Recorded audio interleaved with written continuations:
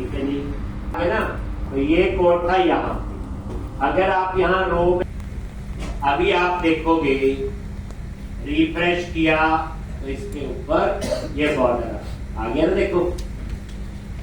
अब ये बॉर्डर बिल्कुल इसके साथ ही लग गया, तो क्या करो, पैडिंग दे, यहां पे पैडिंग दे दी और मार्जिन। अब देखना, अब देखो रिफ्रेश हो रहा है, ये पर रिफ्रेश करो, ये मेरे ठीक। अब हम इसके नीचे बस बनाएंगे टेबल। क्या बनाएंगे? टेबल। तो पहले हेडिंग, तो यहां पे क्या करो, टिप क्लास, वही कंटेनर, थोड़ा सा नीचे राउंडेड बॉर्डर, ठीक। अब यहां पे आपने क्या करना है, table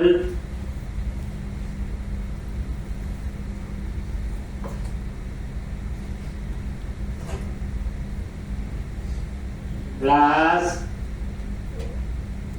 table, table hyphen border, table hyphen stripe, table hyphen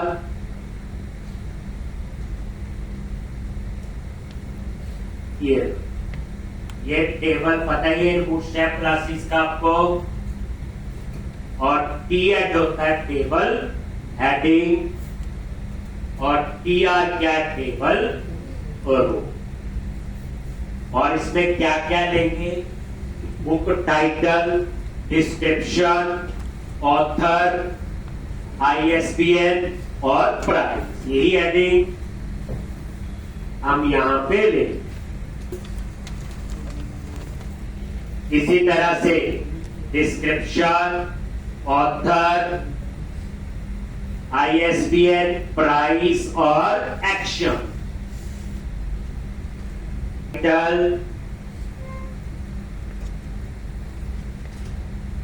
description,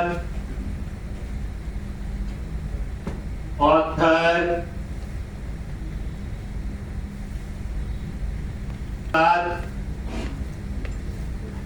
ISBN, उसके बाद प्राइस, उसके बाद एक्शन। अब आप ये डिजाइन पे नजर मार लो, पहले देखो रिफ्रेश किया, ये ऐसे आ रहा है, टेबल का बॉर्डर बिल्कुल साथ में आ रहा है, जो ऊपर कंटेनर बना हुआ।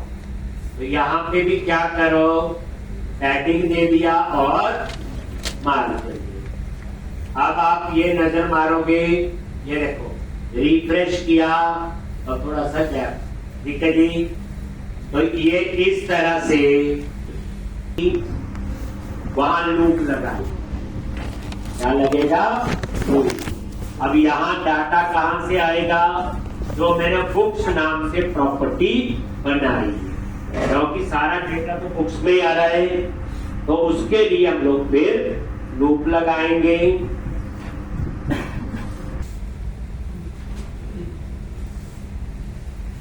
तो यहां पे लूप क्या लिखोगे, वो ईच बताइए आपको, और यहां पे where एक एक बुक की डिटेल आएगी, और कहां से,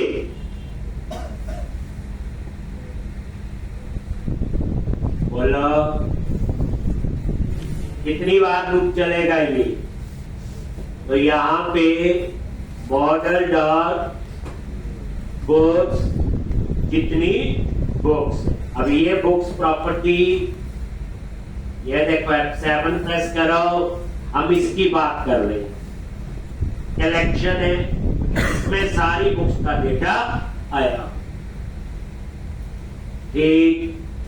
अब यहां पे ये वही, तो मॉडल डॉट बुक्स, एक एक बुक की डिटेल और इसके अंदर ये लूप लगा दिया और ये उतनी ही रोज बने।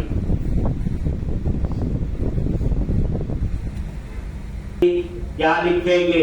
टीटी टेबल डेटा और एट द रेट बुक जो वेरिएबल है, और यहां क्या आएगा? सबसे पहले टाइटल लूप चलेगा, एक एक बुक की डिटेल इसमें आएगी, उसको हम नीचे डिस्प्ले करेंगे। ये सेम काम पहले भी हम करते रहे। अब इसी को सब उसी स्पीड से बच्चे कर चुके। टाइटल के बाद डिस्क्रिप्शन, डिस्क्रिप्शन के बाद ऑथर, ऑथर के बाद ISBN, ISBN के बाद प्राइस। और यहां पे हम इसमें दो बटन लगाएंगे, एक एडिट का और एक डिलीट का। बस यहां डिटेल वगैरह का बटन नहीं। तो यहां पे एक एडिट का बटन लगाएंगे और एक डिलीट। ठीक है जी। अब ये डाटा नजर नहीं अभी आए क्योंकि अभी डाटा है ही। क्या लिखेंगे? Anchor tag. अब यहां ये सारे टैग पर है, जैसे ASPI पर क्या लिखेंगे? पेज। एक्शन तब आएगा जब MVC पढ़ेंगे। अब कौन से पेज पे जाना है जल्दी बोलो। पेज। तो अपसर्ट अभी हमने बनाना है।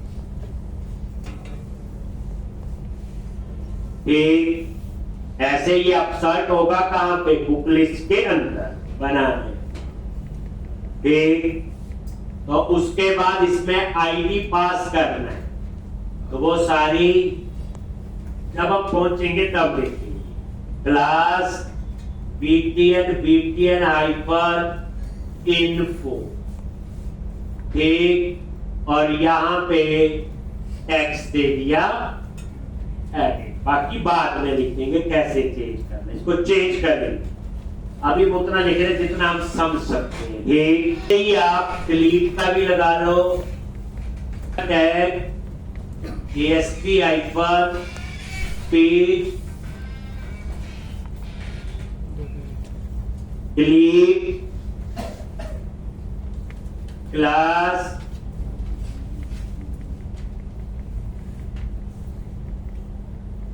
यहां पे BTN हाइपर क्या लिखते हो? इसमें देखते हैं बाद में कैसे कोड करना है। जब यहां पहुंचे हमने दो बटन लगा। एक ये टैग हेल्पर है। क्या ये? जैसे वहां HTML हेल्पर होते थे, @HTML डॉट एक्शन लिंक लिखते हैं, वो क्या आपके HTML पे इतना ही कोड है। लेके आएगा जब उसमें डेटा होगा। तो उसके लिए हमें क्या करना पड़ेगा? पहले अपसर्ट का कोड यानी सेव अपडेट का कोड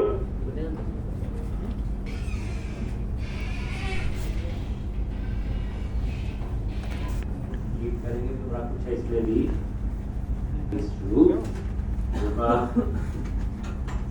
आज तक पढ़ेंगे तो अभी कुछ भी रिजल्ट इसमें नहीं है। तो डाटा अभी है ही नहीं। ऐड न्यू बुक, इसके लिए क्या बनाना पड़ेगा?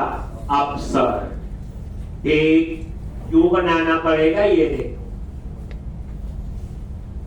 ये देखो, ये है ASP पेज। अब अपसर्ट में हमें पता है अगर आईडी है, कौन सा कोड है?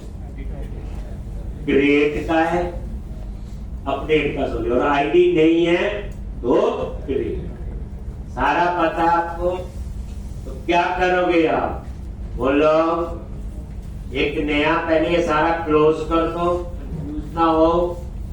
और यहाँ पेजिस पे गए, बुक लिस्ट पे राइट क्लिक किया, ऐड रेजर पेज।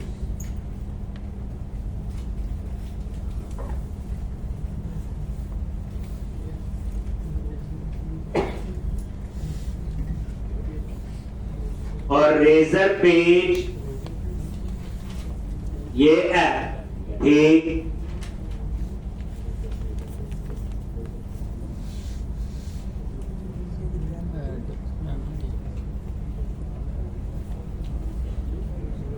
ये इसका नेम रख दो अफसर। क्या नेम रखोगे? अफसर। ये रेजर पेज एम्प्टी और ये ऐड करो और ये देखो बुक लिस्ट में एक और पेज बन। ठीक है जी। अब इसके कोड में जाओ, F7 से भी जा सकते हो, नहीं तो सीधा क्लिक करो। अब यहां फिर मुझे डाटाबेस एक्सेस करना है, तो रिवाइज क्या लिखा था बोलो? Read only application dB for text. और ये कंस्ट्रक्टर में गई और यहां पे एप्लीकेशन डीबी फॉर टेक्स्ट और ये कंस्ट्रक्टर में इनिशियलाइज कर दिया। अंडरस्कोर कॉन्टेक्स्ट जो है ये क्लास लेवल वेरिएबल है, इसको पूरी क्लास में मैं यूज कर सकता। न्यू नहीं लगाया, रीड ओनली मेंबर है, कंस्ट्रक्टर में ही इनिशियलाइज हो सकता है। न्यू नहीं लगाया, यहां से पता चल गया हमने क्या अप्लाई किया है, DI डिपेंडेंसी इंजेक्शन। प्रॉपर्टी बनाएंगे बुक के लिए, जिसके थ्रू सेव करना है या अपडेट। तो यहां पे प्रॉप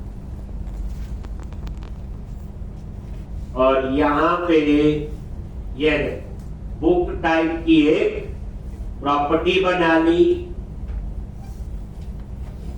और इसके ऊपर लिख दो फाइंड प्रॉपर्टी।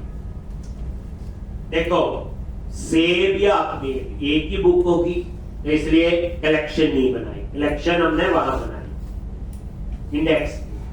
फाइंड प्रॉपर्टी का मतलब यह है कि मैं इस पेज पे कहीं पे यूज कर सकता हूं, मुझे कहीं पैरामीटर पास करने की जरूरत नहीं। लिखूंगा नहीं, एक्शन में पास करते थे पैरामीटर बुक का या एम्प्लॉय का, जो भी कोई यार अब मुझे जरूरत नहीं। इस पे आओगे, कौन सा कॉल होगा बोलो? On get. और इसमें एक पैरामीटर ले लिया आईडी और ये क्वेश्चन मार्क लगा। क्वेश्चन मार्क का मीनिंग होता है नल अलाउ है। अगर आईडी में नल है तो ये क्रिएट का कोड है, अगर आईडी में नल नहीं है तो कौन सा कोड है? एडिट। वो जो वहां पैसे लिखते थे, क्योंकि ये सिंगल पेज एप्लीकेशन है बच्चे, इसमें थोड़ा स्ट्रक्चर अलग है। ये हैंडलर है ऑन गेट, ये अपने आप कॉल होता है जब इस पेज पे आप आओ।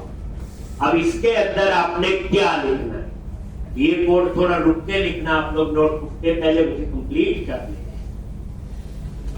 ठीक, तो सबसे पहले ये मैंने बुक क्लास का ऑब्जेक्ट बना। इससे क्या होता है, इस क्लास के सारे डिफॉल्ट कंस्ट्रक्टर इनिशियलाइज हो जाते हैं, डिफॉल्ट वैल्यूज आ जाती हैं। जब भी कोई क्लास होती है उसका डिफॉल्ट कंस्ट्रक्टर होता है। डिफॉल्ट कंस्ट्रक्टर क्या करता है, उस क्लास के जितने भी मेंबर हैं उन्हें इनिशियलाइज कर देगा। ये वो फिर मैंने लिखा इफ आईडी, अगर ये नल है तो कौन सा कोड है? क्रिएट का होगा। देन यहीं से मैंने रिटर्न कर दिया। वहां व्यू लिखते थे, यहां पे व्यू नहीं है, क्या ये पेज, बस रिटर्न पेज। ठीक, तो अब यहां पे रिटर्न टाइप वॉइड है, इसलिए ये एरर दे रहा है। तो मैंने यहां पे लिखना है टास्क। अगर ये टास्क लिखेंगे वॉइड का ही पार्ट है, लेकिन इसके अंदर मैंने लिख दिया आई एक्शन रिजल्ट। क्या लिखा? आई एक्शन रिजल्ट। वो एक एक्शन रिजल्ट एमबीसी में आप यूज करते। अगर आईडी नल नहीं है तो इसका कौन सा कोड है? एडिट का। तो फिर हमने क्या करना है? फाइंड करना है। तो यहां पे हम फाइंड करते थे। क्या लिखेंगे फाइंड के लिए? कॉन्टेक्स्ट डॉट बुक्स डॉट और फाइंड असिंक यूज कर रहे हैं। क्या यूज कर रहे हैं? असिंक। तो आईडी में अगर नल है तो उसमें एरर दे देगा। तो यहां पे आपने ये पास कर दिया गेट वैल्यू और डिफॉल्ट असिंक लिखा है। तो आगे क्या लिखोगे? अवेट। और ये अवेट लिखा है तो यहां असिंक आ जाए। ठीक। अब यहां पे चेक कर लो ये इस बुक में कुछ है भी कि नहीं। अगर ये नल है तो यहां पे आप करोगे नॉट फाउंड। पुराने में होता था HTTP नॉट फाउंड। अगर ये नल नहीं है देन फिर वो कहां जाएगा? ठीक। अब ये कोड लिखो। याद है वैसे थोड़े से इसके सिंटैक्स अलग है। रिटर्न पेज नल है, हम ब्रेक पॉइंट लगा के प्लेस को क्लिक किया। देखो आ गया वहां पे। आईडी में अभी नल है, ये देखो नल है। आईडी इंटीजर है, इंटीजर में नल नहीं आता जल्दी। ये हम फोर्सफुली कर रहे हैं क्वेश्चन मार्क लगा के। अगर नल है तो F10 ऑब्जेक्ट बना, आईडी नल है तो वो यहीं से सीधा बाहर आ जाएगा। लॉजिक ये। अब उसके बाद हम इसका कोड लिखेंगे। तो ये आपने लिख लिया बच्चे। असिंक का मीनिंग वही है, टास्क का वही, बस यहां रिटर्न कर रहा है तो इसमें लिख दिया आई एक्शन रिजल्ट। तो ये ब्रेक पॉइंट हटा दिया। ठीक। ये वाला कोड आपका ग्रेड का है। इसका कोड है बच्चे यहां तक ग्रेड का। उसके नीचे का कोड कौन सा आपका? यही डिफरेंशिएट हुआ आपका। तो अपसाइड के व्यू में वही कहानी।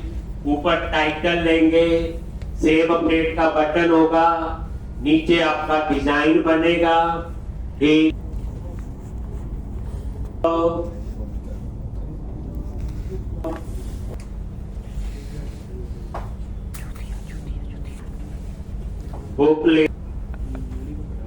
Add new book. आगे यहां पे अब यहां पे कोड क्या करना है? तो अपसर्ट ये आगे ये आपके इसके अंदर आप अपना लॉजिक लिख सकते हो रेजर पेज का। तो क्या लिखना है? वेर बोलो टाइटल। क्या आएगा यहां पे?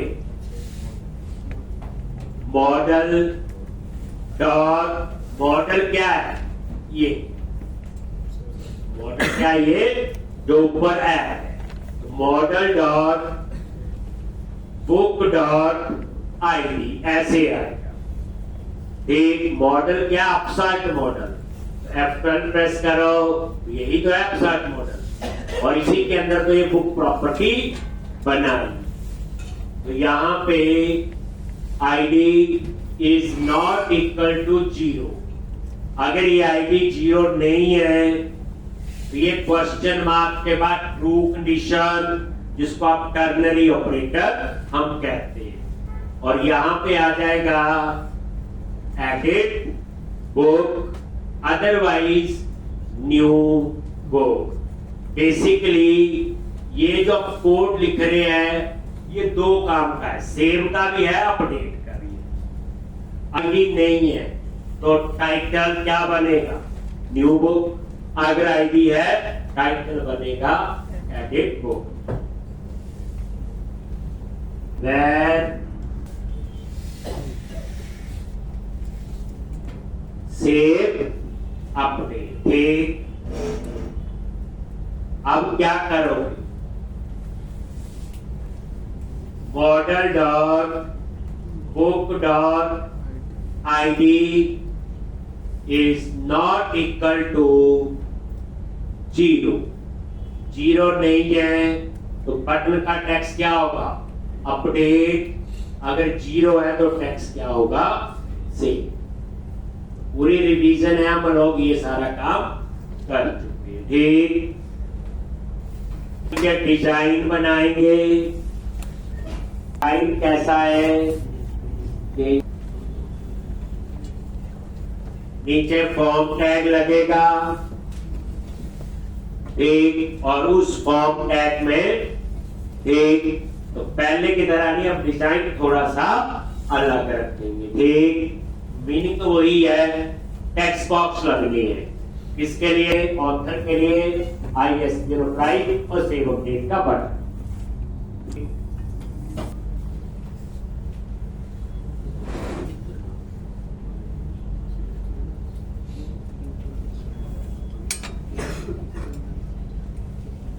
आप यहां हेडिंग दे दो H2 और ये हेडिंग आएगा कहां से, टाइटल।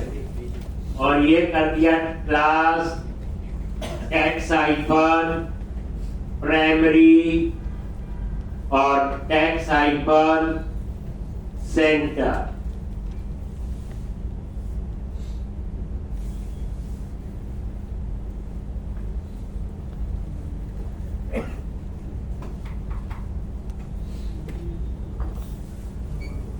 आ गया न्यू बुक, क्योंकि अभी आईडी ना है। ठीक, अब उसके बाद यहां पे आप लगाओ फॉर्म टैग, इस तरह से लगेगा बच्चे, और मेथड दे दिया पोस्ट। ठीक, जैसे वहां होता था यूजिंग लिखते थे HTML.bigInform, याद है। यहां पे सिंपल इस तरह से होगा फॉर्म टैग पे validation summary.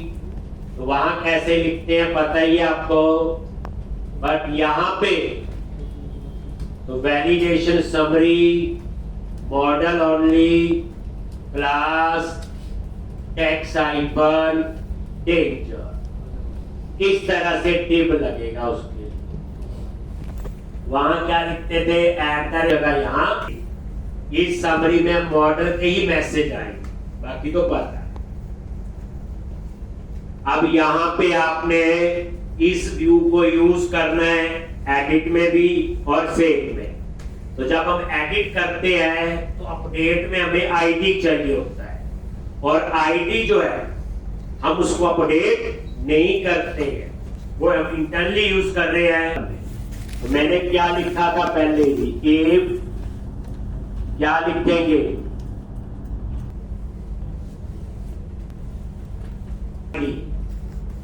Is not to 0, मतलब एडिट कर रही है, ये एडिट वाले केस में चल। और यहां पे इनपुट टाइप हमने यूज करना है हिडन। हिडन का मतलब है ये नजर नहीं आएगा लेकिन यूज करेंगे, क्योंकि जब हम अपडेट करते हैं तो वे चाहिए, अब उसे कोई मॉडिफाई ना कर सके तो हिडन लगा। फाइंड के लिए क्या होता है, ASP4, ये है बच्चे टैग है ASP4, ये आ जैसे वहां आप लैम्डा एक्सप्रेशन लिखते हो, m goes to operator m dot name m dot address, इसमें ये टैग है पर ASP4। और ये किसका आपका आएगा, ठीक, तो यहां पे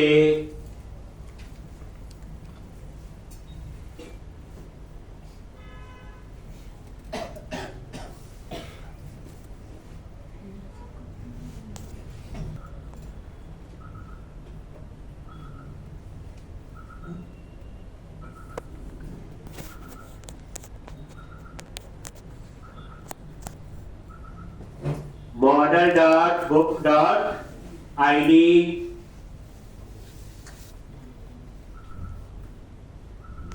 ये सीधा ऐसे एक्सेस हो, ठीक, क्योंकि ऑलरेडी यहां पे मॉडल है।